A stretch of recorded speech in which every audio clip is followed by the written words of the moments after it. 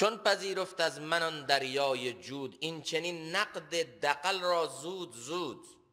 اون دریای بخشش و کرم چطور اینطور زود بیدرنگ اون سکه تقلبی رو از من قبول کرد. یعنی حالا فهمید که کوزش در قبال این دریاها، در قبال این دجله ها، در قبال این جویبارها یک نقد دغل بوده، در حقیقت یک سکه تقلبی بوده.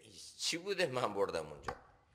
حالا مولانا داستانش نتیجه گیری میکنه، میگه کل عالم را سبودان ای پسر، تمام این عالم با همه زیبایی ها، با همه کرشمه های خلقت، با همه اون چیزهایی که در این کائنات همه رو مبهوت خودش کرده، شگفت زده کرده، با همه اون زیبایی ها و نظمش، اینا مثل یه سبو پیش خدا بیشتر ارزش نداره. کل این عالم، تمام اون چیزی که در این کائنات وجود داره برای ذات احدیت الله یک سبو هم بیشتر ارزش نداره. امام محمد غزالی رحمت الله تعالی علیه میگه حیثیت ما در مقابل ذات عظیم الله تعالی مثل یه پشه بالدار یا یه مورچه بالداریه که در یک عمارت بزرگ، قصر بسیار عظیم این داخل شده، حالا پری میزنه، یه کمی بالا میره، یه جایی رو میتونه ببینه، بعد حس میکنه که من چقدر پرواز کردم، چقدر از این کاخ رو شناختم، حالا که هیچی نشناخته. این پر پروازش چقدره، این وسط دیدش چقدره، فهمش چقدره، چقدر میتونه عمر کنه، چقدر از این قصر رو میتونه بفهمه. حیثیت ما در این کائنات در مقابل ذات لامحدود الله تعالی همینه. تمام این عالم، هر چه که در او هست از زیبایی ها و از شگفتی های خلقت، همه اینا مثل سبوس پیش خدا، مثل کوزه همین مرد دهاتیه.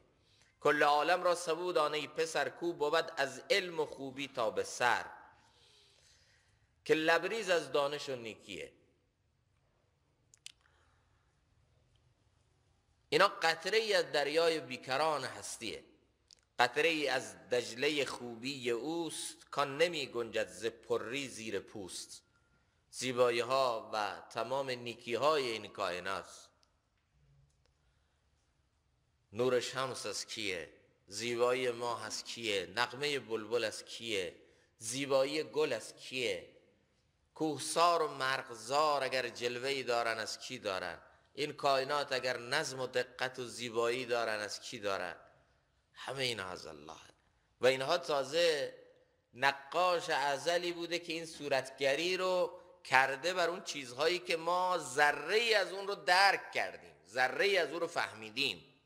حالا او چقدر قدرتمنده، او چقدر زیباست، او چقدر قدرتمنده، اون چیزی که این بشر با این فکر محدود خودش اصلا نمیتونه به کنهش پی ببره، به حقیقتش دست پیدا بکنه. آخه فهم ما انقدر ناقصه که پیشرفت 500 ساله دنیا رو نمیتونه درک کنه.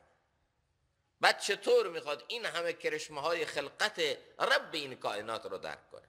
به یه انسانی که 500 سال قبل از ما بوده، اگر میخواستن هر چقدر باهوش، هر چقدر زیرک، هر چقدر آیکیو مغزش بالا، میخواستن بهش بفهمونن 500 سال پیش هواپیما چیه، میتونست درک کنه، میتونست بفهمه. موبایل چیه، میتونست بفهمه. اگه به یک انسانی میگفتی آقا توی موبایل انقدی ما میتونیم خورشید رو جا کنیم، یعنی تصویرشو، عکسشو، میتونست باور کنه؟ نه. اگه ما بهش یه رکوردری، یه ضبط صوتی بهش نشون میدادیم، میگفتیم این توش صدا جا میشه، یعنی یه انسان 500 سال پیش تو این میتونی ساعتها صداها رو جا کنی توش، نمیفهمی. یعنی عقل محدود بشری ما یه پیشرفت 500 ساله رو نمیتونه درک کنه. چطور میتونه این همه کرشمه های خلقت این کائنات رو درک کنه و بعد چطور میخواد ربی که اینها رو زیبا خلق کرده او رو بشناسه و او رو بفهمه؟